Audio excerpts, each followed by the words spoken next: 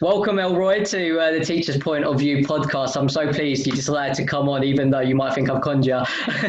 But I mean, you've obviously had a fantastic career. You've been part of SLT for a number of years, and you've recently taken over Kingsley Academy, which has gone through a transformation. I mean, it was RI a few years ago, and you've obviously transformed it to good. I mean, like, in terms of obviously your journey to what made you become a teacher and your sort of journey to SLT and to headship, like, talk me through everything you've gone through so far.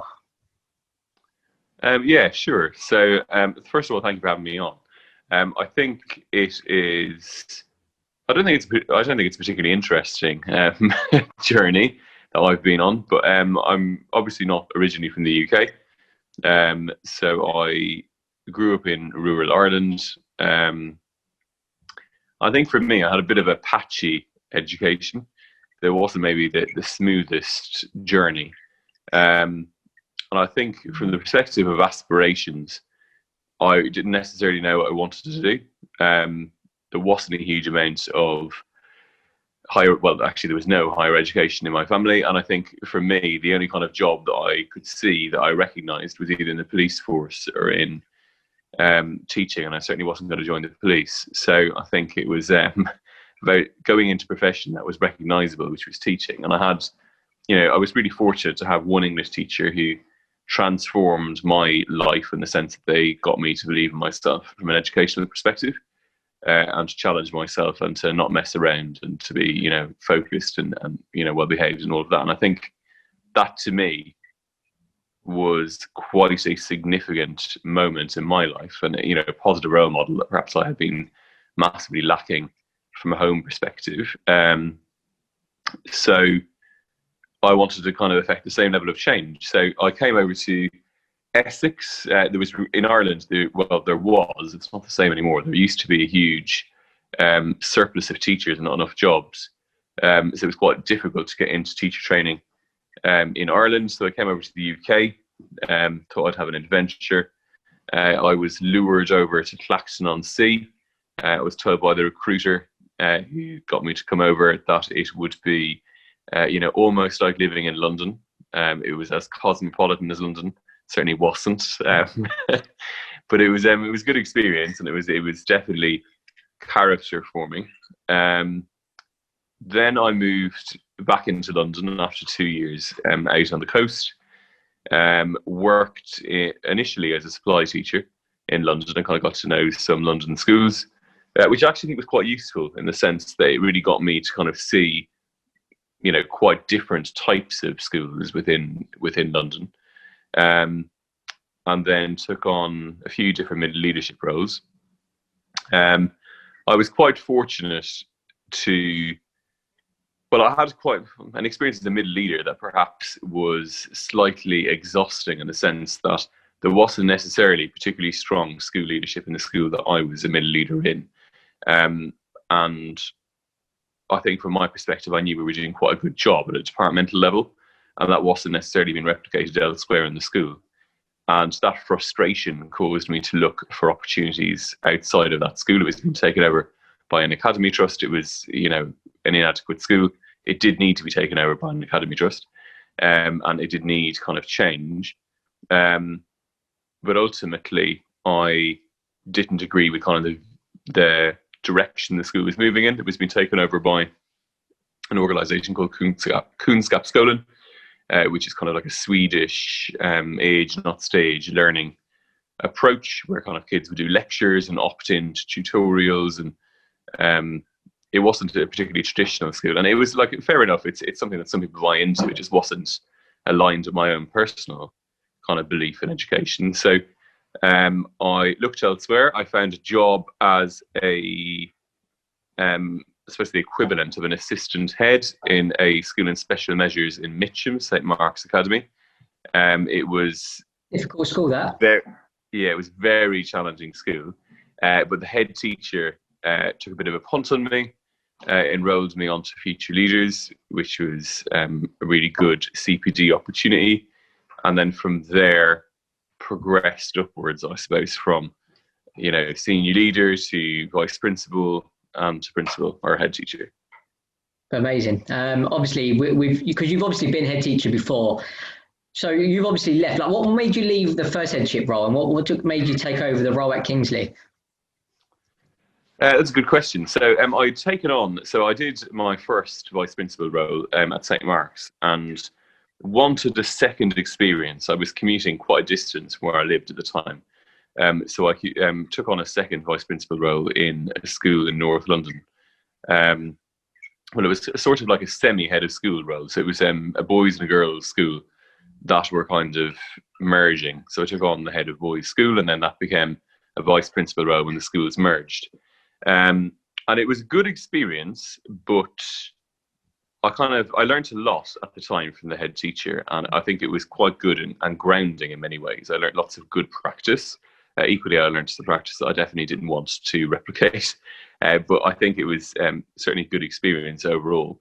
I was then offered the opportunity to go and be a acting head teacher in another school in the trust, which was in South London, City Heights, and I think that was a school that was in real challenge and disarray, in the sense that there had been it needed basically a bit of a boost and a bit of a change, and I think that behaviour was something that needed some work, and I'd gone in with kind of the remit of wanting to transform behaviour.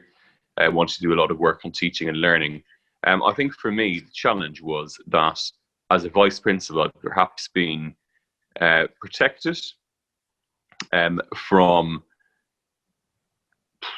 I suppose, how the trust operated, and I suppose going in as a head to a trust that I perhaps wasn't aligned with from a values perspective just meant it was not a particularly good fit. So it was an interesting headship. It was definitely a difficult headship.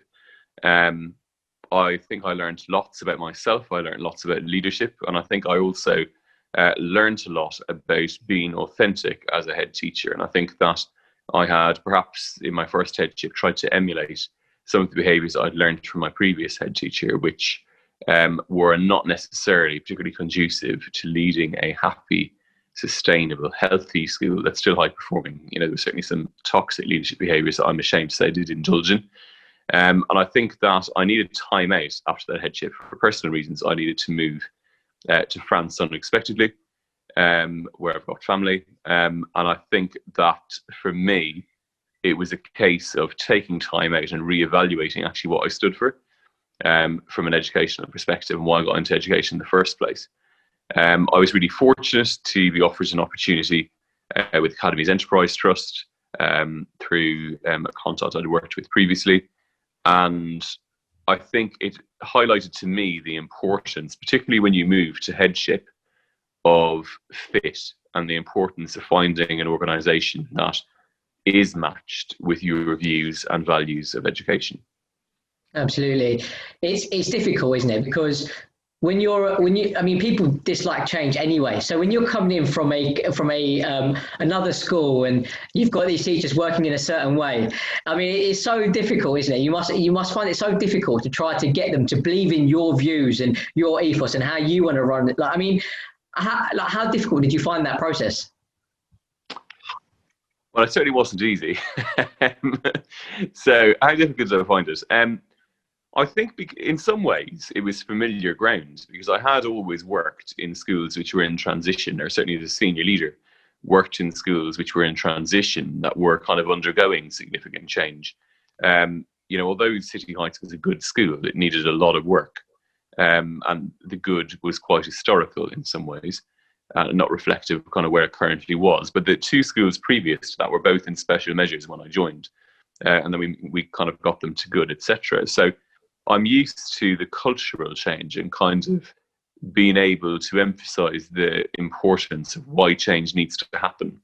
So I think coming into Kingsley, it was definitely a challenge. I think there were lots of colleagues who were perhaps ready for change and who were high performing and just wanted that consistency and clarity of vision, you know, what we're doing and why we're doing it. And there were some colleagues who were great, who were just not up for yet another head teacher. I think I was the fifth head teacher in 5 years, so understandably they were a bit jaded and disillusioned by a constant cycle of change. And then for others, they just weren't up for the work that was required to transform the school, if I'm going to be frank. And that's no disrespect to them. I think it's, sometimes people they are not up for the challenge of what it means. So we did have a lot of staff who moved on in that first summer. So I joined in February. We had a lot of staff who left in the summer of 2019, and that can be particularly destabilizing for a school. But actually, we had to be absolutely clear that the expectations were not going to change. The expectations were going to be very high, and articulate the reason for change. The school had to be run with the students' best interest in mind, and that wasn't happening, or certainly not routinely across the school. So we had to be absolutely crystal clear that what we did for the kids. And actually, if that meant difficult conversations, so be it. Because ultimately, if the school is not good enough for my own children, it's certainly not good enough for other people's children. And that's, I suppose, the line that I would live by with regards to when we need to deliver change or difficult messages. It's always done in the right way. It's always done in a professional way. But actually, it's always centered in achieving the best thing for the young people that we serve. Yeah, fair enough. And it's like when you're having those conversations, I mean, like when you've gone into this school and obviously it requires improvement, I mean, how do you get, like, because it's difficult, isn't it? Because like when you're in that situation, people don't want to send their children to a bad school, do they? And it's when you come in as a new head teacher that you've got to almost attract these parents back to the school, get them aligned with your vision and get them aligned. I mean, get the staff aligned with your vision, get the kids on board with all the changes you're making. Like, what's the biggest obstacle in trying to do that? I think first of all, if you don't have the strength within your staffing to articulate that vision, it's no good being a one-man band and everyone's not on board with the vision and kind of saying, well, he's saying it, but actually we don't want to do it. So that's why you do need to have those different conversations. And if that means some people feel they don't want to be part of it, then sadly, so be it. I think it's, we have to be realistic about what's needed oftentimes for change. There are other staff that perhaps took a while to get on board, but actually the biggest challenge, I guess, is building trust with families and students, particularly if they've been let down for a particularly long period of time, as had been the case, sadly, at Kingsley. And I think it's also linked to that about building the reputation up. We had, 70, I think it was 71 or 72 children in year 7 when I joined, and that is not sustainable. A school with those numbers will eventually close down. We've got it up to close to the 150 mark in just 18 months. But I think it's around demonstrating. You have to you can get people to take a punt on you and to believe in what you're going to do, but then you need to actually deliver the goods. And I think when our families were seeing that a huge amount of staff were leaving in the summer of 2019, some of them were genuinely panicked, thinking it's already unstable, and here you are saying that all of these people are leaving. And it's about over communicating. We didn't try and hide anything. We're very clear people are leaving, but here's what we've done and here's who we've hired.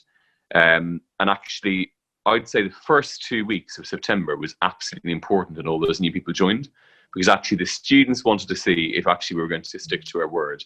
So did the staff who'd stayed, so did the staff who'd joined, and so did the families. The families wanted to actually know, were things going to change?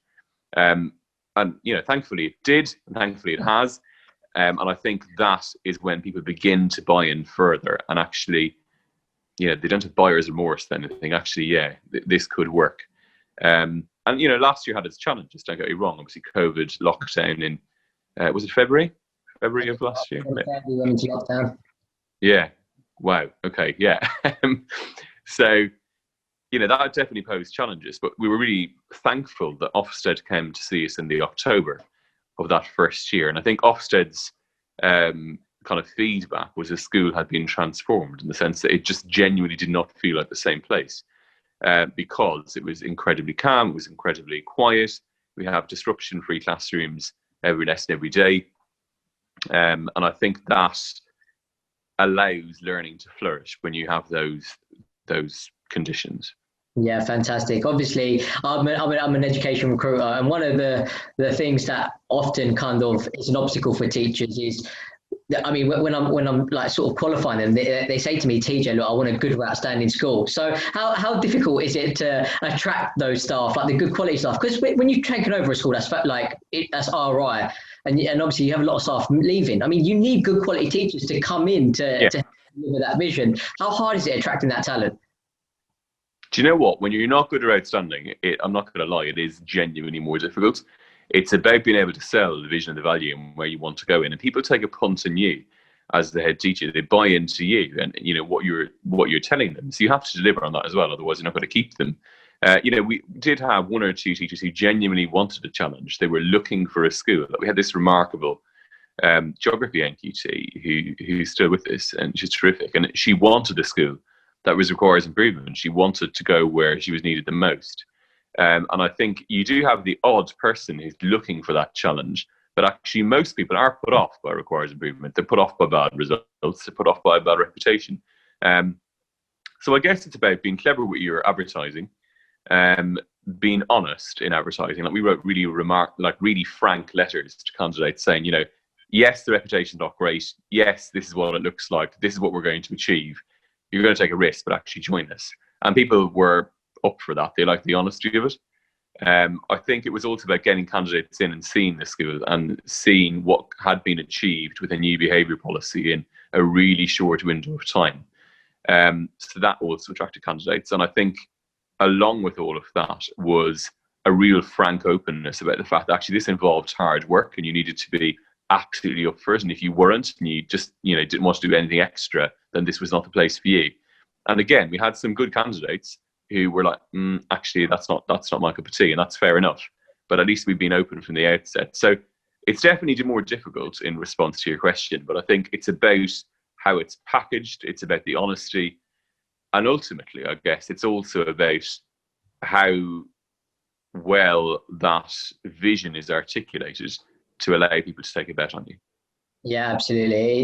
It's always going to be that much more difficult because with some people, they have this mental block, don't they? Like they can't look around that it's an RI school. And you know what? For me personally, when I've seen on the teacher's CV that they were part of this journey and they helped transform a school, I almost think it looks so much better than just staying in an outstanding school for your whole career.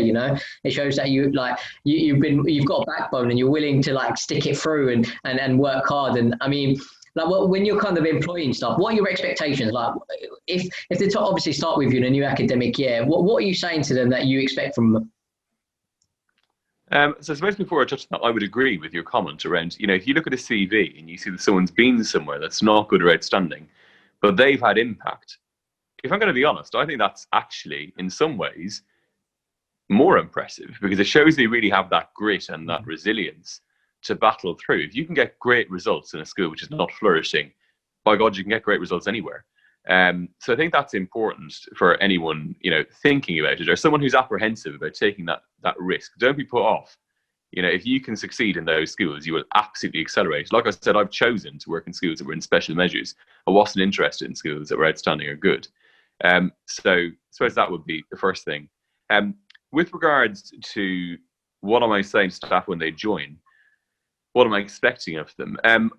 I like to talk about walking the talk and actually, following through what we say we're going to do. As a school, everyone in the school is really familiar with the phrase walk the talk, and it's about putting your money where your mouth is. So as a head teacher, I teach key exam groups, so do all the senior leaders. We do every intervention under the sun. We are visible all the time. We're on every duty. And I expect staff to do the same, to go the extra mile for our students. And if that means running an intervention after school, that's not in the contracted hours, well, that's what I expected them. Because actually we do what we need to get the kids the grades that they deserve and the grades that they need. So I think that's quite clear from the get-go. I think linked to all of that is the understanding that actually if we need help, we ask for it. We're not expecting anyone to be the finished product. We're not expecting anyone to have all the answers. And I think anyone who claims that they do have all the answers and they don't need to improve, well, maybe they need to think about leaving the profession, to be honest. So we're really clear that if you need help, ask for it. Don't kind of flounder or struggle in isolation. And we're also very clear around if it feels like it's the wrong fit culturally, we're not going to be offended. We would rather know. So like we have had colleagues who've joined who after a term are like, do you know what? It's just not really for me. And that's fine. I'm not going to take it personally.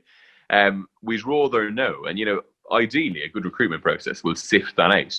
But, oftentimes people do think they're up for it and then they're not. So I think we're really honest around what we expect of staff, but equally, we're really honest about the desire for staff to be frank and open and honest with us around if they need support or if it's not really working for them. Yeah, absolutely. Like when you obviously went into Kingsley Academy, what do you think was sort of the reason why it requires improvement, and like what did you have to fix to get it to good within the 18 months that you managed to do it? I'm going to say, first of all, I don't think anything's ever fixed. There's always a lot of work to do. Kingsley is now genuinely good school. So like I would be very happy to send my own children there. And I think that's a good indicator of where a school's at, if you're willing to put your own family in your school. I think what needs to be fixed, I think it was just around culture, the culture that was there. There were so many things that were systematically either dysfunctional or not good enough that it needed root and branch overhaul. We had behaviors that were just not appropriate being modeled from members of the leadership team. I think some of that was deliberate. I think some of that was just out of a blissful lack of awareness of what was expected. I don't think leadership was strong, I suppose, if I'm going to summarize. There was no professional challenge that was anyway consistent.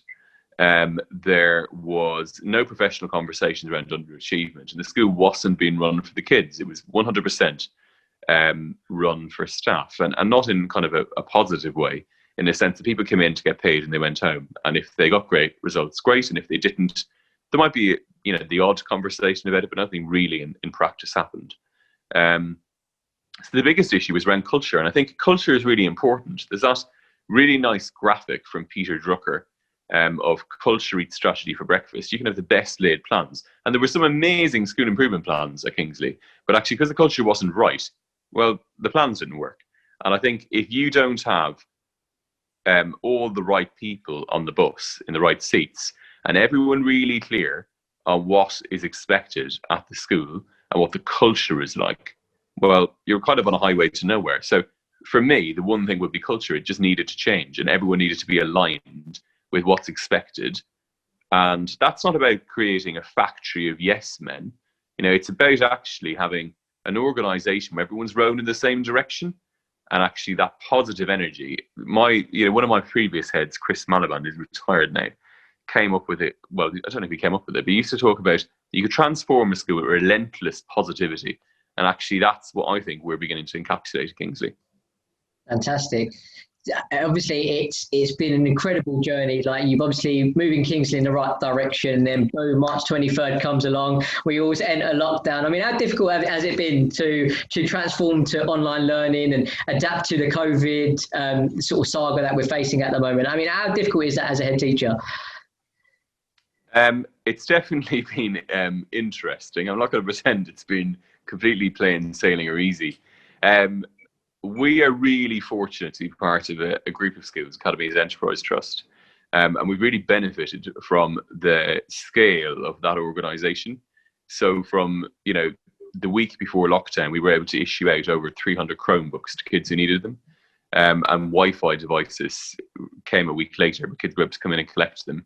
So actually, any child who didn't have computer access or Wi-Fi access was able to access them. And were able to then access their online lessons. So we went live from first day of lockdown with 5 online lessons a day, live streamed into kids' living rooms or wherever. So it was as close as possible to replicating a school day, in the sense that they had a lesson and that it was differentiated and their teacher was speaking to them, etc. So I think that was definitely a win, and that was a positive, because actually we learned very quickly that teachers are remarkably resilient, and so are kids, because actually everything went online immediately. And the staff were amazing. I can't fault them. They were up for the challenge. There was trepidation, particularly from staff who were maybe not IT savvy, but the benefit, the unexpected win, is that we're now all real IT whizzes when it comes to using technology.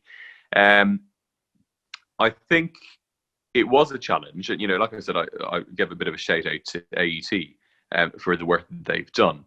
But I do think that what we did see, sadly, was community leadership perhaps stepping in more readily than national leadership. And, I'm not going to get political, but I think it is important to note that actually I think a lot of the successes of lockdown were certainly on a community level.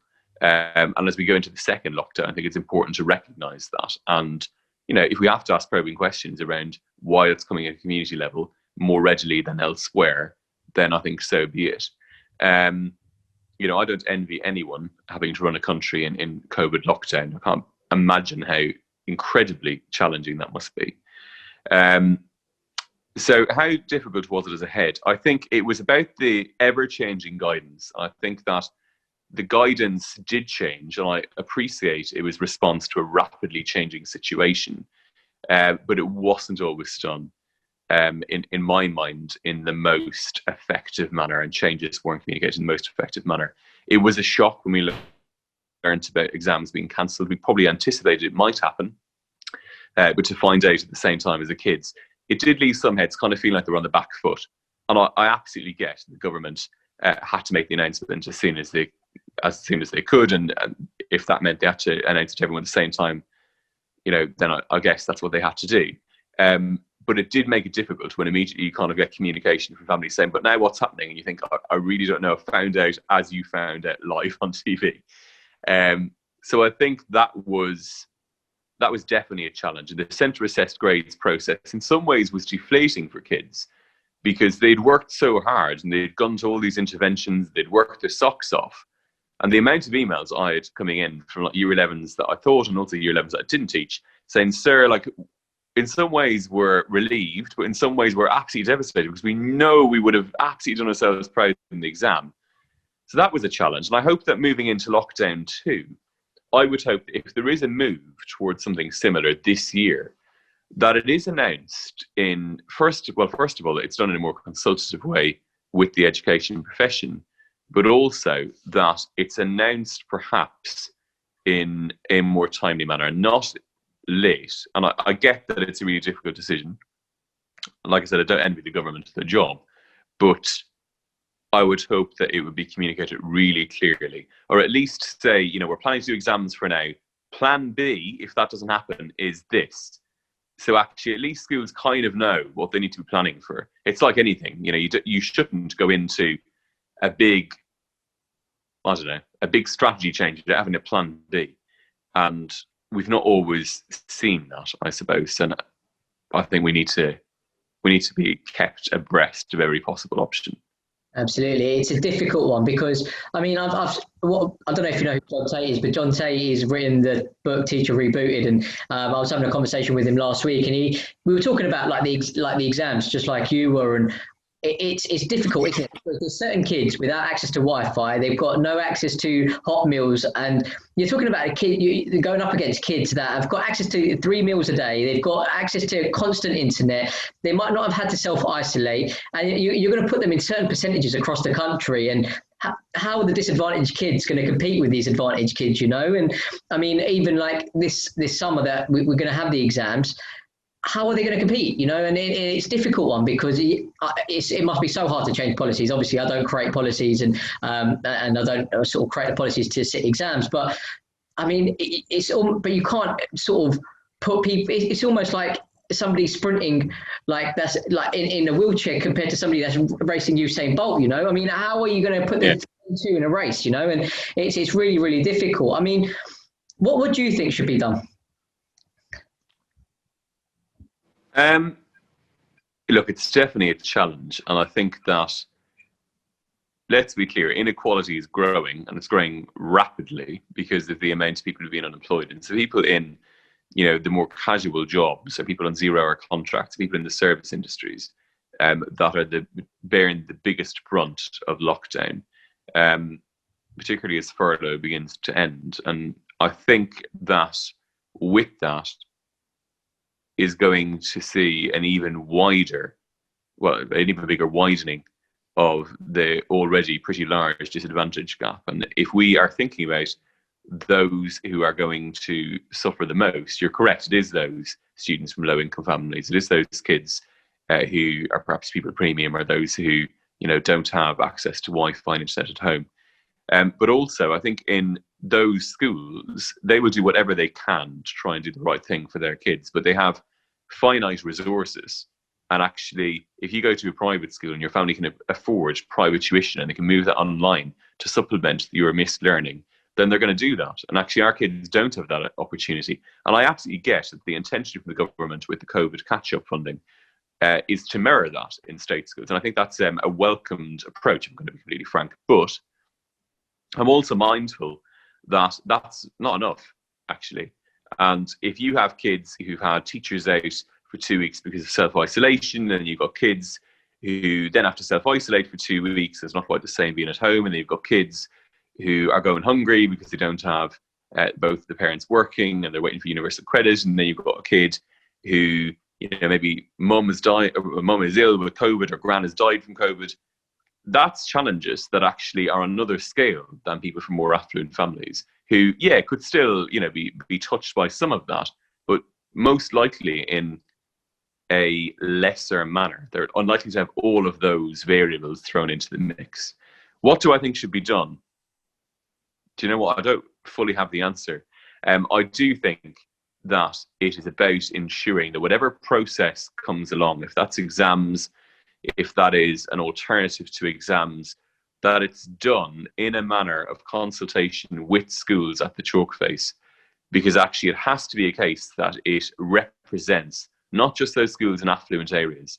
I think oftentimes the policymakers, or certainly many of the policymakers and politicians, are not really living it, and they don't really work with these communities cheek by jowl. And they could say, we've got community constituency offices and we meet these people, and I'm sure they do, but actually they're not living and breathing and absolutely, working alongside these people. And I think that we have to represent the majority better. And actually, the majority is certainly not the rich elite. And we don't do that well enough. And my fear is that COVID will just cause that divide to deepen further. Absolutely. I mean, I was speaking to Phil Sharrock a little bit earlier, who's like an ex-head teacher, and he's obviously transformed 4 schools that were failing into good schools. And he just thinks it's too political, I mean, like you're getting people like Gavin Williamson, who's never taught a day in his classroom, telling teachers how to teach. And he pretty much believes that it should be run in one, like there should be one union, and it should be run by educators, and because they know what it takes to be in a school. I mean, how frustrating can it be sometimes as an educator to hear from your employers like how to do your job? Well, I think it's like anything. You take, with any feedback, I always say feedback's a gift, or guidance is a gift. You take what you like, and what you don't like, you maybe leave to one side. There's always going to be conflicting views, and there's always going to be people who perhaps are well-intentioned, but not necessarily getting it, if that makes sense. And I think that's irrespective of any political stripe or persuasion. It's certainly not a conservative only issue, or a Labour only issue, or a Liberal Democrat only issue. I think it is right across the piece. I think my worry with politics is that I think people lose sight of the reality of what people are living when they move into politics. And I'm sure everyone goes into it, or certainly I would hope everyone goes into it with the best of intentions to improve people's lives. But actually, oftentimes along the way, they lose sight of that. In my personal view, I'm not saying that's correct, but that's just what I kind of feel. I would say that definitely there's a challenge around people not understanding education. I think if you look at Jacinda Ardern and the Finnish Prime Minister, whose name escapes me, and Justin Trudeau, what they've had the foresight to do is appoint specialists, people who have been doctors, or people who've got certainly a background in medicine as their people who lead the health ministry, people who've worked in schools, and former head teachers, etc., in their education ministry, people who've been highly successful forensic accountants or whatever, in the finance or in treasury sections. And I think that lends to it a degree of expertise that definitely is valued, but also I would imagine is significantly more respected amongst people who then have to kind of work too, because at least the person knows the job or knows the challenge, and it's not a career politician. In Ireland, there's many people who are career politicians who never, do anything other than become a politician, and it's the same issues. They don't really get it. You made a comment there about a previous guest talking about one education union, etc.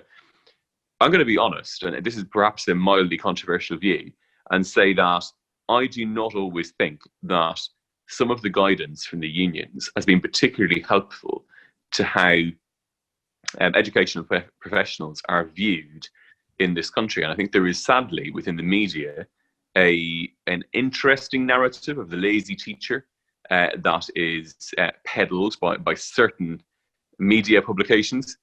My worry is, I don't think that some unions, I won't name names, I don't think they've helped things with with a very combative approach, wanting to kind of go in for the kill and have an argument and be abrasive in everything that they do, and that's certainly not been helpful.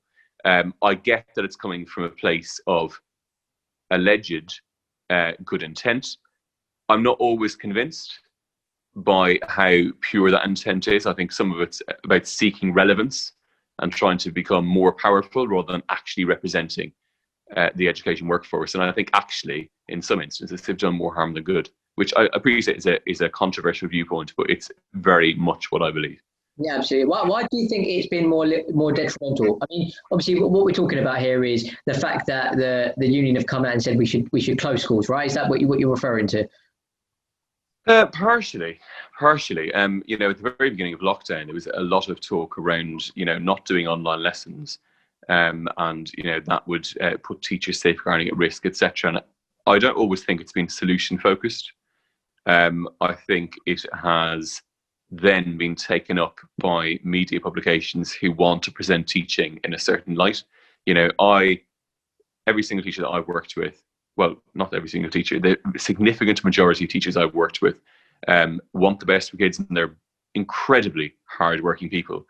And I don't think that when the narrative is being played out by the media because of particularly poorly thought out sound bites by particular organisations or unions, it's just not helpful. And actually, it continues to perpetuate that myth that teachers are lazy and teachers don't want to do any work.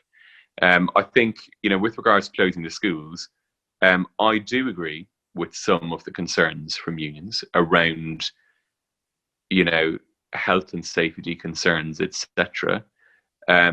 However, I think it's up to schools to continue to provide the community leadership, as I've kind of mentioned earlier, in the absence perhaps of leadership elsewhere. And I think that it's around schools making the right decisions for kids to try and keep them as safe as possible. So, we've taken the step from the very beginning of September for all kids to wear masks in common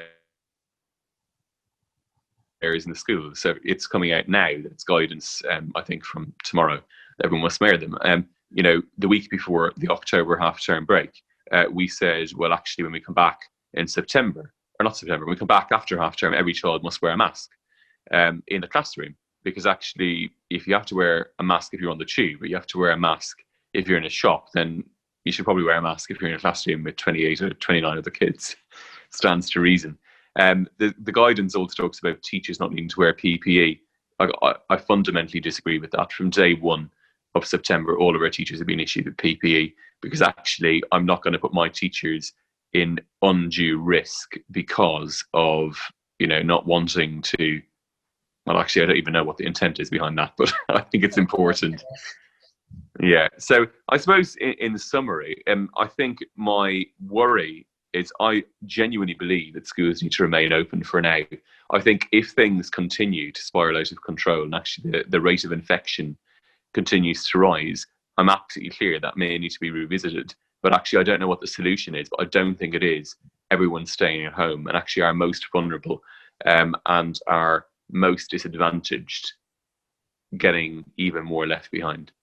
Absolutely. I mean, it's a difficult one because the argument to shut schools is obviously to protect the teachers. I mean, obviously the cases of shut ups in September and obviously an obvious solution would be to shut schools and let things calm down. But what a lot of people don't understand, especially ones from like sort of decent working class families or middle class families, they don't understand that some of these kids, they don't have access to Wi-Fi. They don't. I mean, school's their safe place. Their only hot meal comes when they go to school. You know, I mean, you were talking before we went on started recording about the level of increase that free school meals it's gone up at Kingsley, hasn't it? I mean, like, can you just talk about those demographics and like how much of an impact it would have on those children if schools were to shut for 4 weeks?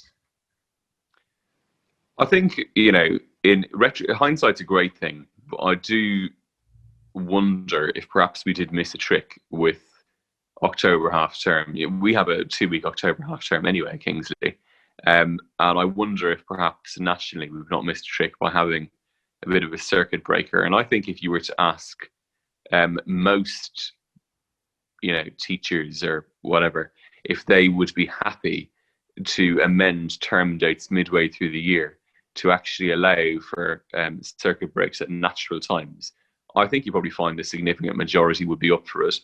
If you were to have a 2-week February half term and actually shave a week off the summer holidays or whatever, I think most people probably be up for that if that meant there was natural opportunities for everywhere to shut down for 2 weeks. And actually, you're absolutely right. What some people don't get is actually the challenge that is going to be for families who are, from more challenging backgrounds. I think what we definitely see at Kingsley is a huge rise in the levels of need, and the mental health impact on our young people. And I suppose the second thing that I would link in here with the idea of schools remaining open is that I think the mental health of young people is particularly challenged with lockdown. And ultimately, I think schools are the safest place for kids. And whatever we need to do to make schools safe, that's to go on a rota system down the line. If the R rate continues to rise, then perhaps that's what we need to do. But I certainly don't think closing schools up completely is the solution. And I don't know if there is an easy solution, I suppose. But I don't think that closing schools down fully is the answer. Is it that we have more circuit breaks to allow the R rate to at least be managed? I would imagine that might be the most likely option, but I'm not a disease control expert, so I can't necessarily answer that one. Sure. I mean, what you said about the circuit breaks over the holidays. I mean, it sounds so obvious, right? I mean, anyone that's in education will probably be thinking a similar thing. And I mean, I'm not a teacher, but I'm in education recruitment, and that makes sense to me. I mean, do you think that's where the problem lies? Is at the top we don't have educators like making these policies for the schools? Well, I don't even know if it's about, educators. I think it's about just thinking things through. I'm imagining there's very many voices that the people who make these decisions need to listen to. I don't know is the answer. I think, to me, it seems common sense, be it an educator or not. But then I'm sure there are other variables that need to be taken into account. I imagine that if you were to close down for 2 weeks at October half term, close down for the Christmas holidays, close down for 2 weeks February half term, close down for the 2 weeks of Easter holidays, maybe get rid of the May half term holiday to get that learning time back. But you genuinely say schools are shut, absolutely shut, unless you are a child who has a social worker, or you are like a child in real need, then schools are shut. And actually, no one's doing anything. We're all staying at home. Yeah, no, as a teacher, it's a bit of a pain in the backside because you actually want to go and do stuff in your October half term or whatever. But actually, I think you'd rather that than the R rate rising and your health being put at risk. Yeah, absolutely. And this is what people, I think, and unfortunately the media portrays it as teachers sort of having the last 7 months off and they haven't really done much. And it's not the case, is it? I mean, you've probably had your hardest year ever. And people that have done their PGC last year, I mean, Jesus Christ, they must be literally having a shocker at the moment, because everything that they learned last year about being animated, about walking around in the classroom, being a classroom presence and checking the kids' progress on their desks it's completely gone out the window, hasn't it? I mean, they're literally having to learn all over again. They might as well be PGC students again. And I mean, how difficult has it been for those PGC students? I mean, have you had many PGC students that are doing their NQT this year at Kingsley? We've had a few. Just to kind of touch on the point you just made, I think the challenge has been that I honestly don't think that every school has pushed the boat out. I have to be honest. And I think that in lockdown, there were a few schools that were a bit slow off the mark. And, it's not for me to question why that was, but I don't think that helped. And that could have been around a lack of clarity higher up about what was expected. But that's certainly been a challenge. I think from a PGC perspective, we have all of our NQTs were actually people who were internally in the school training. So it's probably less easy for me to gauge that one. I think that for nearly every teacher in the country, everything you learn, like you said, around, circulation, checking in on the kids, all of that, well, that's all gone, really. I have to keep stopping myself and telling the kids to remind me to not leave the front of the room, which is completely unnatural. So it is a challenge, absolutely. I imagine as a young teacher, as a new teacher, to start your NQT in the COVID year, that must be incredibly tough. Or even, I've got some friends who've started headship in September, and I just think, oh my word, it is a tough enough job. What you must be thinking headship is genuinely like. It's really not quite like that in normal times. So I think it's a challenge. Everyone in the profession is adapting. And I think the one thing, like I said before, is the teachers are remarkably resilient. And I think if you choose to go into education, if you've not left your first placement in a few weeks, think, nah, I'm not interested in doing that because it's too much hard work, then you're going to survive the year. And I think if you got to lockdown in February or March, whenever it was, then you probably were going to last the distance anyway. So you're probably resilient enough that you will adapt. But it's certainly not going to be the easiest year to start in the profession by any stretch. Yeah, absolutely. It's a difficult one, isn't it? I mean, to do your first year in teaching and you've got COVID hitting you, and I mean, how do you prepare your staff? I mean, anyone that's new in teaching, how do you prepare them? Because with any other year, obviously the kids come into your classroom. It's your space. It's a psychological thing, isn't it? And when now you're going into their space, it's a psychological battle because you've got to get them stimulated as soon as you get in because you walked into their space and they own it. And how difficult is that as a new teacher to try and adapt to? You know what? I think that would be incredibly difficult, to be honest. To be a traveling teacher and to go from room to room, you're always going to feel like you're on the back foot. You're always going to feel underprepared. You're always going to be rushing from place to place. You're going to be exhausted. Your lesson's not going to start in time. You need to get your books out. And you're right, there is that psychological thing of, my room, my space. We've actually made the decision to not do that. So we've not zoned. So our kids circulate. They wear masks when they circulate. And actually our, cases have not been any higher than schools that have zoned. It's about good hygiene systems. It's about making sure the kids wear masks. And I think I've made that decision deliberately because I think that the quality of teaching needs to be strong. And actually, I think if you're traveling around, regardless of how good a teacher you are, it is going to impact. It's going to cut into learning time. And I don't think it's helpful for the kids either because there's that, routine is so important and structure liberates the kids. And if you have that structure of moving from lesson to lesson, I just think keep with it. We need to try and replicate as normal a school experience as possible for the kids. And it's already strange enough to see everyone wearing masks and walking around like they're in some kind of sci-fi movie without us adding more variables into the mix. But I absolutely get that schools will need to do what's right for them. So I'm not critiquing or criticizing anyone who does choose to have zones and for teachers to circulate. But I do think, I imagine it would make it incredibly difficult, particularly for newer teachers to the profession, to really have a flying shot and a flying start.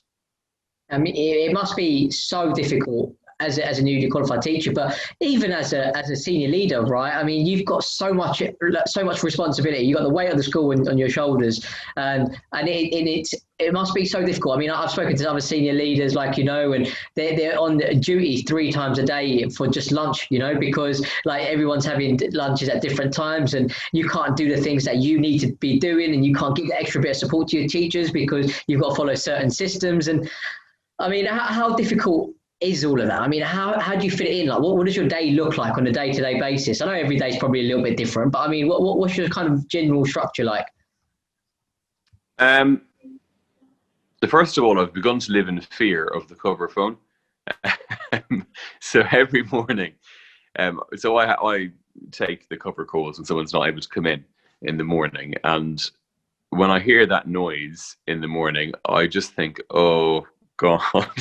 So if I get to school, so I know we're getting to school around 7 o'clock. If I get to school around 7 o'clock, and if I get to 7:30 and the phone's not rung, I think, across the fingers, I think it might be a good day. But there's always a whole unknown level of variables. I feel like in the first half term, I probably did 70% of health and safety and site management and resourcing supplies and trying to work out staffing scenarios and liaising with Public Health England, and 30% actually being a head teacher and doing school improvement work, which is not what it should be.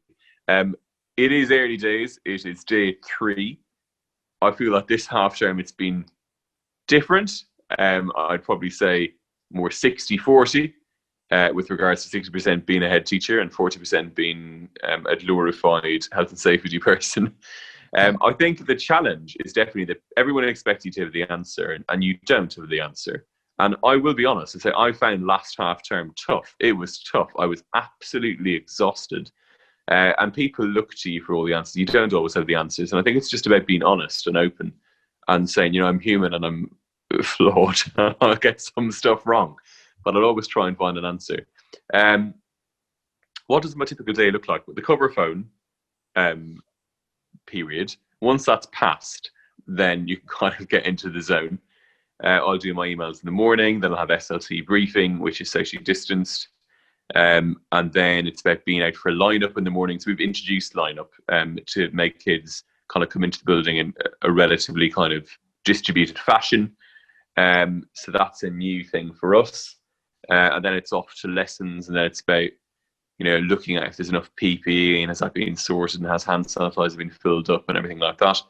And then it's just regular meetings, quite a lot of staffing meetings because staff been off or self-isolating or speaking with the local authority around, risk assessments, etc. So that definitely takes up a bigger chunk of time. Teaching to me is the holy grail. So, rarely would I get a lesson covered unless I absolutely had to be in a particular meeting and there was no way to reschedule it. What goes on in the classroom is absolutely sacrosanct. I think I had maybe 1.5 lessons covers last half term, which is not bad. But actually, it's about ensuring that we keep our eye on the main thing, and the main thing is the teaching. And actually, that's kept me going, absolutely kept me going. Because when I go into the classroom, that's it. I can get on with the thing I enjoy the most. So, yeah, it's been an interesting one. I think what I've actually probably found bizarrely the most difficult aspect of it all has been the lack of human interaction, which sounds ridiculous when you're in a school with lots of kids and lots of staff. But things like the SLT meetings, they're all online. And actually, it's not quite the same. It's not the same kind of camaraderie, that kind of thing. Although you see people, it's just not quite the same. I can't really put my finger on it. So that's a little less enjoyable. But I think everyone's rallying together and battling together to try and make it as normal as an experience as possible. And we just have to kind of hope that there's a solution on the horizon, I guess, don't we? Yeah, absolutely. It's a difficult one, and there's so much uncertainty. Do you feel like it's almost feeling like the norm now? Like, do you feel like you're just kind of cracking on and it's like normal? Or Do you know what? Yeah. In many ways, yeah. And then you get a positive case, and then you're reminded quite starkly it's not the norm. Yeah, it's beginning to feel normal in a sense because the routine is becoming familiar. I sincerely hope it doesn't become the permanent normal. I think we all have begun to appreciate the freedoms that we took for granted post-COVID. The absolute joy of being able to, I don't know, have friends over, or the absolute joy of being able to go away somewhere and not have to worry about quarantine. We've definitely taken that for granted 100%. So I think that yes, we are becoming more used to the routines, but I hope we don't have to get too used to them.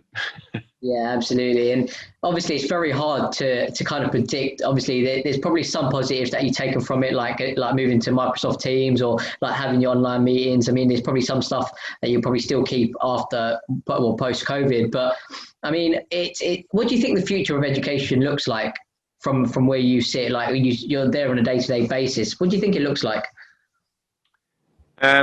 First of all, a COVID keep, before I go any further, is absolutely online parents' evenings, which I had huge reservations about. And we did the first one. I expected it to be a bit of a car crash, I'm going to be honest. It was glorious. It went so smoothly. It was so swift. The staff and the students and the parents all were unanimous that it was so efficient. So that is an absolute COVID keep. So there's definitely been gems that have come out of this. What do you think the future of education looks like? I think the short-term future of education is going to be very tough. I think we're going to be battling with a country that goes into recession. There's obviously the unknown Brexit variable, which I can't imagine is going to have a positive outcome, though I would love to be proven wrong. So I think we're going to see probably a decline in school budgets. And spending in schools in real terms. We're going to see greater levels of poverty from families who are facing unemployment, a greater gap between those that have and those that have not. We're going to see absolutely a greater level of expectation for what schools can provide. I think this has proven that actually schools can be almost like an emergency provision resource. And I imagine there's going to be more expectation put on schools to provide that. I don't necessarily think that's going to come as a form of debate. I think it's going to come more as an expectation, which is going to be a challenge that schools are going to need to rise to.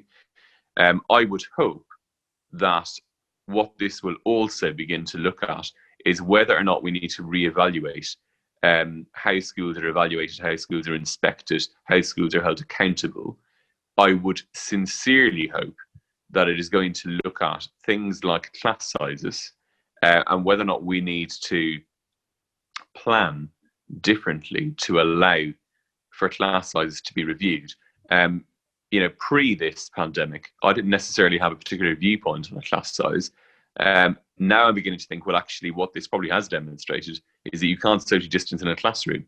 So actually, if you can't socially distance in a classroom, is that because class sizes are too large? I don't necessarily know if there's an answer to that question, but I think that may come up as a topic of review. I think there is most likely going to be a conversation around the exams piece, and actually what do we do to ensure that exams have a contingency mode and actually they're also fair and reflective for kids. And I would really, really, really hope that there is a much greater focus put on mental health and actually what we're doing as a nation to talk about mental health, what we're doing as a nation to address the significant mental health that our more disadvantaged and vulnerable have to undergo. It's been ignored for way too long. It needs to be addressed head on.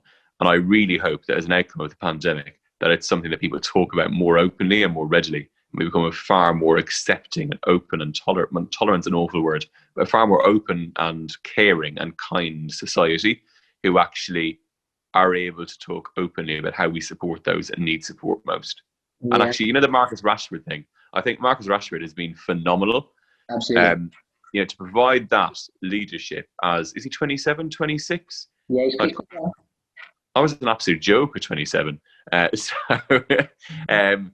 be providing that leadership at his age is phenomenal.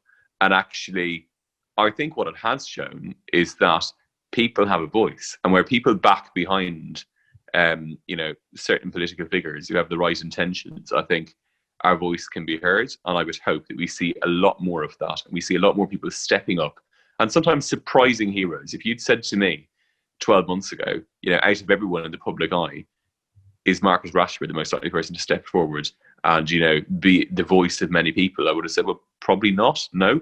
But fair play to him, he has. And actually, we need more people willing to put their head above the parapet and represent everybody, regular people.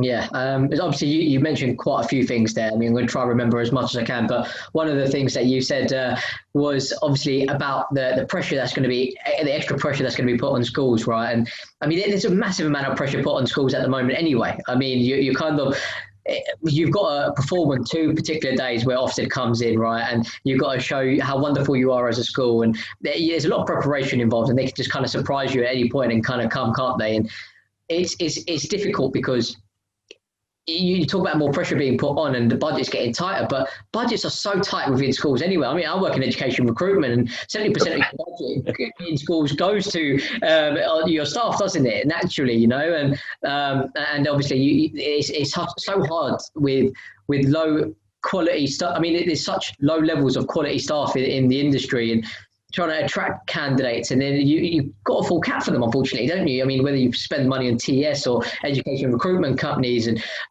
or whether you try to do things yourself. And I mean, I know you've been more active on social media, and obviously this to save costs, isn't it? Effectively, you know, because obviously it's so expensive to recruit, and like, but how are you going to, with more pressure being put on schools? How are you going to attract? You're not going to be able to take on more staff if there's budget restrictions. I mean, you're almost going to have to double up the workload. I mean, you've already got a massive workload. You're already working like 7:30 to 6:30, 7 o'clock every day. I mean, you're on a podcast to me at like 8:15, you know. And I mean, how can you physically take any more pressure in schools? It's a very, very good question. I think what the challenge is how do we absorb that? And I definitely don't see more funding coming into schools. I just don't. I think to believe otherwise would be naive at best. It is going to get tougher. It is going to get tighter. How do we absorb it? We'll do what we always do, and that's, you know, find the energy and the resource from within. But there is going to come a breaking point, I think. I think what you're likely to possibly see is people retiring earlier. I think you're likely to see people within education questioning, once the economy gets back on its feet, do they want to stay in a very under-resourced service? And that's probably not wildly dissimilar to the NHS in that sense, because I think you're beginning to see the same effect in the NHS. People are thinking, well, actually, can I really continue to work in such an under-strained institution or organisation? I think that the positive, and it's difficult to find positives of COVID, the positive of this period is that because there's going to be so many people not in employment and struggling to find work, actually the workforce, or the quality of the workforce in schools, I actually think from a recruitment perspective will increase, in the sense you're going to have far more high quality graduates wanting to become teaching assistants. You're going to have far more high quality graduates thinking, well, maybe I'll give teaching a shot, and then actually they get into it and they love it. So I think there's always an unexpected benefit of things, and that very early days is what I'm certainly seeing at Kingsley. You know, the quality and caliber of people applying for jobs is definitely up, and there are people who perhaps weren't considering education and were probably in 2 minds before. How are we going to manage it? That is $1 million question, TJ, and I don't know the answer. And it is mildly worrying. But as we've said before, educators are incredibly resilient and actually will find a way. And I think there is enough good people in every single political party, well, maybe not every single political party, but certainly the main political parties in the land, who care enough and have the right intentions, regardless of what colour or shade they are of political persuasion, who will do the right thing and who will push for the right thing, and will support schools when it looks like they're at breaking point. And certainly that's the hope that I'm kind of clinging to. Yeah. And, you know, we're beginning to see it. You know, sense was seen with the exam situation in the summer, and there were some very influential people within the government who pushed for the right thing, and it came late, but actually the right thing happened. And I think there is enough good people in every single political party who are likely to run our country at any stage to make sure that it doesn't ever get completely too much. But certainly it's tough at the moment, yeah. Yeah, absolutely. Just to kind of reiterate, right? I mean, obviously you said you're going to find more high caliber graduates coming into the teaching profession. Just to kind of like point this out, and I think it's so important that graduates understand this. Please, you cannot get into teaching if it's a safety option, right? Because you have to be passionate about making a difference to kids' lives. Otherwise, you'll leave within 3 to 4 years, and it'll be a waste of £9,000, won't it? Like you have to get into teaching because you want to make a difference to this future generation. And I mean, I'm hoping that these podcasts will help to create that understanding of what it is to be a teacher, because you genuinely have to work really long hours. You are undervalued. You are underappreciated. You don't know if you're going to get support from your employers, i.e. the government. And you're literally putting your lives at risk on the front line over periods like COVID to make sure that the most disadvantaged children are sort of given the same opportunities as the advantaged children. And it's a bloody difficult job, isn't it? And you can't just get into it just because you think it's the safe option, right? I just wanted to clarify that for any graduates that might be watching this, because yes, I mean, it is a safety option, but you will get burnt out if you're passionate about making a difference. And I've seen it so many times in the last 6 years where I've placed an NQT within 4 years, boom, like they leave the industry because they don't feel like they've got enough support. Or, I mean, sometimes it's down to senior leadership, yes. I mean, but it's a difficult industry to be in, you know, and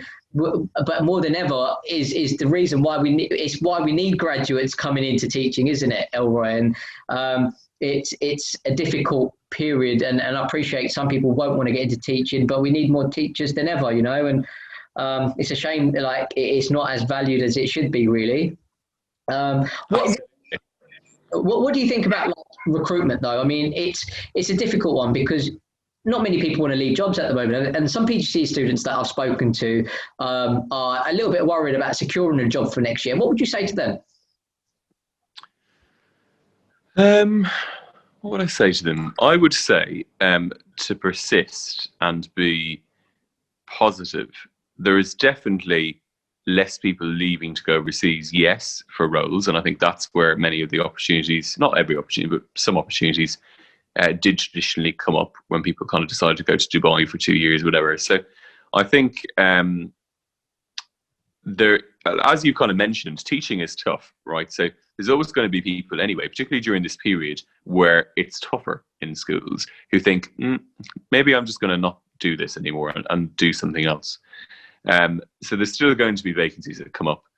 There's always going to be a need for teachers. I think it's about making sure, particularly in your PGCE placements, that you are seeking out opportunities and you are emphasizing that you are interested in working in that particular school, etc. I think that's always important. I think networking is incredibly important. Making sure that you are, reaching out to schools, connecting with people who potentially may be looking for roles, but also being really mindful that actually, if you're committed to education, then what is the backup plan? If you don't get that NQT role, don't give up. But what are you going to do until the NQT role comes up? Is that you're going to be a teaching assistant for a term until that NQT role comes up? Perhaps that's what you might need to do. And that may be unpalatable and that may be irritating to think, well, I've done my PGCE and now I'm going to go and be a teaching assistant for a term. But actually, you're going to get such valuable experience from that, because actually you're going to absolutely get SEN inside out. And actually, as a result of that, be a far better practitioner. Is that you're going to be an EAL assistant for a year while you find that NQT role. Actually, you're going to be a rock solid EAL teacher, a teacher of kids with EAL need as a result of that. So I think it's about where there is an obstacle, turning it into an opportunity and actually persisting. And if you're committed to the profession, which presumably you will be if you've done your PGCE, then it's about just making sure that you battle through. But really importantly, and I suppose this is a point that I really want to emphasize, if somebody goes into an NQT role and they think, this is really not for me, be mindful that it could be just around fit. It could be around the fit of the school. Is it that school is just not the right fit for them? Don't leave the profession. Don't give up on a profession because you've had an experience in one school that didn't go well. There is enough good schools out there, but you do need to do your research. You do need to be really thorough and make sure that the school that you move to is one that absolutely is going to be the right fit for you.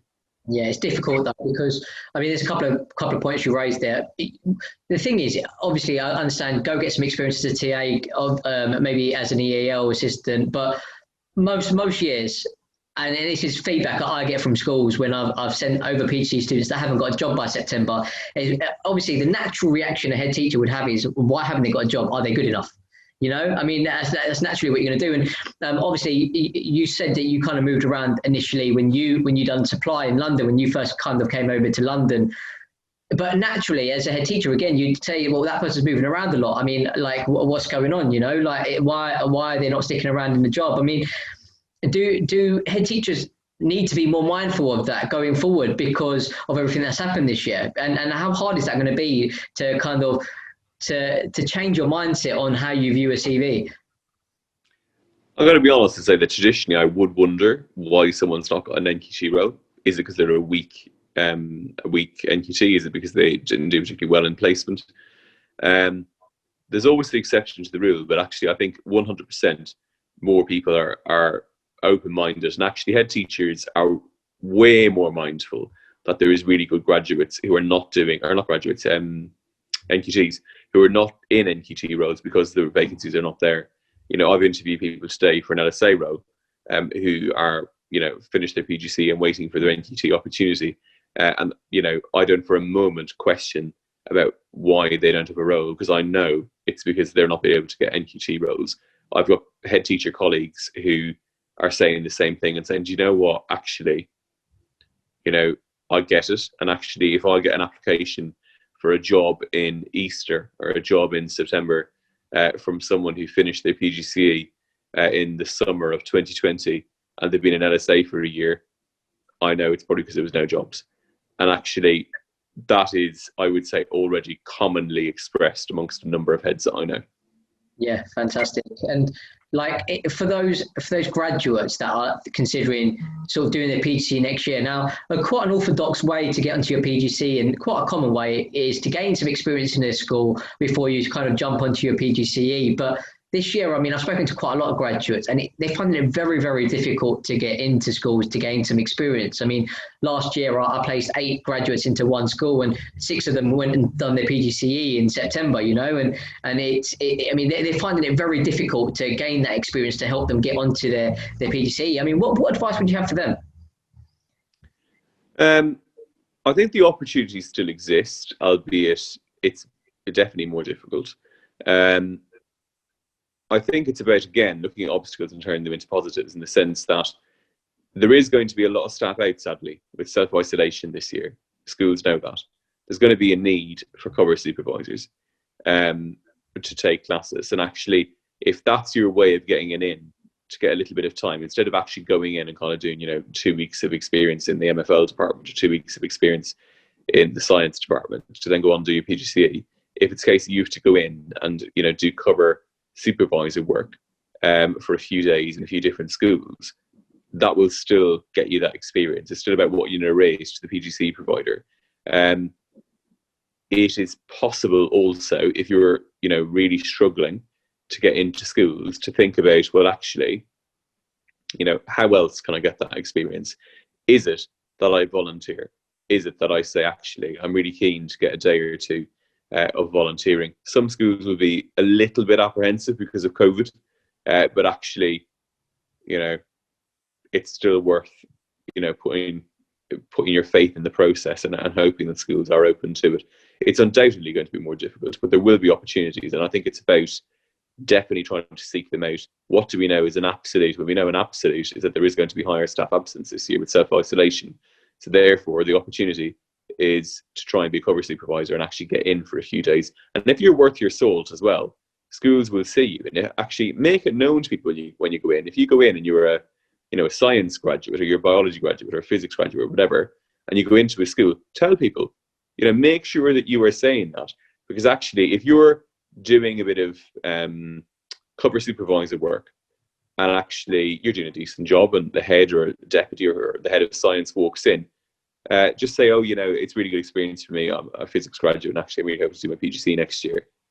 Any leader worth their salt will remember that and think, I've got a physics vacancy coming up. Or, oh, my friend is the head of science down the road. is looking for a physics graduate to do X, Y, and Z. And when I talked about kind of that networking thing, that's what I mean. Making sure that you are selling yourself at every opportunity and saying, I'm a graduate in this, or I'm a graduate in that, or I'm planning to go and do my PGC, or if you know of anyone who's looking for a graduate teacher, or there's an opportunity in that school, let me know. Best way to try and get yourself in the door. Yeah, fantastic. Now, just going back to PhD students. Now, imagine I've come in to obviously interview with you. I've just done obviously lesson observations will be a little bit different this year anyway. You probably just get them to run through what they would have done, right? Because you may get them and you may not. I mean, every school's a little bit different. But imagine I've sat in front of you and sort of you're going to interview me. Like, what are you kind of expecting for me to say? Like, what kind of things do you want to hear from anyone that's interviewing for an NQT role at your school? I think be open. Like, most PGCE students are not going to have 2 placements this year. They're probably going to have 1 placement or less school experience than they would in a traditional year. I think it's about acknowledging that and talking about that openly and being clear that actually you know that you may have more ground to cover as an NQT than an NQT would perhaps in other years. And don't be afraid to ask those questions around what that support's going to look like, because interviews are a 2-way process here. And actually, you want to know as a PGCE student what support you're going to get from your professional mentor, the person who leads induction in your school. What's that going to look like? Being open about it.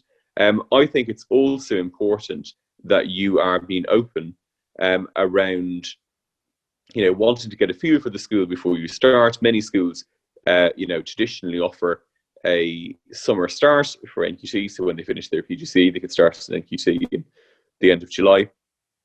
Even if that's not available to you, because schools will have shrinking budgets this year, see if you can get in the summer term for a few days to allow yourself to set yourself up for a really positive September.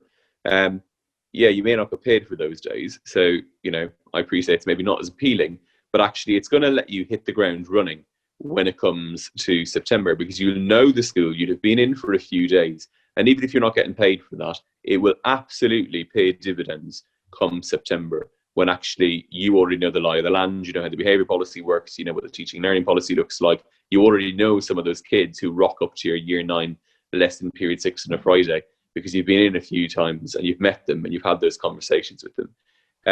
In interview, I would be really hopeful that we're going to hear people talk about, their commitment to trying to help students to overcome that disadvantaged gap that's growing because of lockdown. I would absolutely recommend to candidates that they are being really clear around the fact that they know there's going to be extra hard work involved in the next academic year as well, to try and help kids catch up, and being open to things that go beyond contracted hours. The one thing that to me is just a real alarm bell is when people say, oh, well, it's not in 1265, the 1265 of the teachers' paying conditions. If schools exploit that and treat staff dreadfully, that is appalling and that's completely unacceptable. So I get that the contracted hours are there as kind of a recommendation about what you should be working towards. But I think there needs to be an expectation, and certainly I would hope to hear it in interviews from candidates saying, look, I know that I want you to do 1 hour a week after school to help year 11s catch up so they're not disadvantaged in their GCSE exams. So I would hope that would be something that I would hear in interviews as well. And that's what would be my recommendation to people who are planning to go for interview. Be open about it. And if you're able to show that you're willing to go the extra mile, you will absolutely get a role. Yeah, absolutely. I think a lot of people are under this misconception that you kind of work an 8:30 to 3:30, you go home and then that's it, like you're fantastic. You work 6-7 hours a day, lovely. I mean, you get 13 weeks off in a year and it's brilliant to be a teacher, but it's not, is it? I mean, obviously you work very long hours, you work very hard, and ultimately it's not a job, it's a career, isn't it? It's a vocation. You've got to go above and beyond. If you want to make a real success of it, you've got to go the extra mile, and it's got to be like centered around the students and getting them up to a certain level, isn't it? And following the school ethos. I mean, what's an absolute deal breaker for you? Like, what would one thing be if somebody said this one thing to you in an interview, and that was it for you? Like, what would it be? There's 2 things that are deal breakers for me. I can't just limit it to one. One is anyone who says these kids, like as in a negative, what you expect with these kids, or who uses language which is derogatory about children, absolutely not interested in any way, shape, or form. Even if they've taught the most amazing lesson and they've the most amazing reference, if they describe a child's behaviour as vile or anything like that, I will not be interested under any circumstances. So be clear about that. Be professional. So don't do that. And the absolute red rag to me is if somebody is saying, what time can I finish at? I'm not willing to do an extra class or something along those lines. Not going to work for me. Not because I want everyone to stay behind until 6:30 every night. I appreciate some people need to go home for commitments or whatever. But actually, if you are wanting to walk out the door with the kids at 3:30, that is absolutely not going to work. Yeah. Why wouldn't it work? Just so for everyone's understanding, why does that not work? Hand on heart, because it is a very clear indicator in my mind that you're not necessarily there for the kids. And teaching is absolutely a vocation. It's not just a job. You need to go the extra mile for the kids. And the critics will say, well, actually, how dare he say that? Maybe I need to go and look after my own family, my own well-being, etc. Listen, I'm not saying it's not about well-being. You absolutely need to protect that. You absolutely need to look after your kids. I have some staff who leave at 4 o'clock because they need to go and look after their kids. But actually, if you're not willing to do one session after school with your key exam groups and go the extra mile to get the kids over the line, then it's telling me that your priorities are not about getting the best for the kids. Fantastic. Do you think they'll ever move, like the extracurricular activities or the extra lesson after school? Do you think you'll get to the point after COVID where you'll move that online and like it'll be like at 7 o'clock in the evening when the kids are at home and they've had their dinner? Do you think that you'd ever get to that point and you can leave home and you can leave school a little bit earlier and do maybe a little bit at home instead of like doing it straight after school? Is that something that you can work towards? Do you know what? Some schools might move towards it. I'm going to be honest, TJ, I think there's a danger with that. Because I think if we move towards that, that's when work-life balance potentially is very much under risk and will bleed away. Because I think if you were saying that we're ever going to expect staff to deliver sessions after 4:30, to me, that's a dangerous game. Because actually there's an awful lot of teacher preparation and planning beyond the school gates and the school day. And I think if we're going to try and schedule in an online session on something between 6 and 7, I worry that could become the norm. And I think already we expect a lot of teachers, and it's important that we don't kind of begin to creep into unrealistic amounts of time that we're expecting staff to work. Yeah, absolutely. So you've given so much advice. You've spoken about how difficult it is to be a teacher and your sort of experiences in the last 7 months and what your views are on politics behind kind of making these decisions. And let's talk a little bit about you. What are your aspirations now? Like what's the future hold for you? I would say, what does the future hold for me? I have no interest in ever being anything other than a head teacher. When I'm old and grey and too tired with it, I'll go back and be a teacher in the classroom. But I have no aspirations to move beyond being a head teacher ever. Mainly because I think it's the best job. So why would I want to give up the best job? I'm not interested in going and doing the political piece in an academy trust. I'm not interested in going to do a paper exercise for another organisation. I'm not interested in having 2 schools or 3 schools and then never really getting under the skin of one. So for me, head teacher is where it's at until I'm too tired, I don't have enough energy, and I'll go and be a teacher part-time. So for me, what does the future hold? Well, it's all about Kingsley. I'm committed to that school for a particularly long period of time. It needs stability. It's about continuing doing what we're doing day in, day out, making Kingsley a school of choice, making Kingsley a school is exceptional, and one that's known, not just, I suppose, in West London, but in London generally and nationally, if even be, for a school that treats staff really well, where staff are valued. We expect a lot from staff, but actually we treat them really well. And actually, which is an incredibly happy place to work. The one thing that I'm the most proud of is our staff survey. So we do a staff survey every year. And in our staff survey, 96% of our teachers, had almost 100% uptake rate. 96% of our staff feel happy coming to work every day, and 97% of staff feel proud working at Kingsley. To me, that's still not high enough, but it's not a bad start point. And actually, to me, it's about maintaining that, having a happy, healthy workplace that is still high performing. I refuse to believe that high performing workplaces can only be toxic cultures. And I'm a big believer that actually, if you treat staff right and you insist that staff treat kids right and you model that, well, that's the best place that you could ever want to work in. And that's what I'm aiming for with Kingsley. So I'm not planning to leave. Fantastic. Just to give you a bit of reassurance, you can't win them all. 96, 97% is pretty good. I mean, you'll Yeah. have a couple of staff members that don't buy into it and they just don't want to do the hard work. I mean, it's impossible, right, to find everybody that's always going to believe in you at every single second of every single day, you know. But I mean, it sounds like you've done a phenomenal job already, you know. And no, I mean, look, you've given some fantastic advice. I know you're a bit mindful of time, so I won't keep you too much longer, and we'll leave it there. But thank you so much for coming on, Elroy. Sorry, and I mean, it's been a pleasure having you on the teacher's point of view, and I really appreciate you coming on and speaking to me. No worries. All right. Thanks so much for the opportunity. No worries.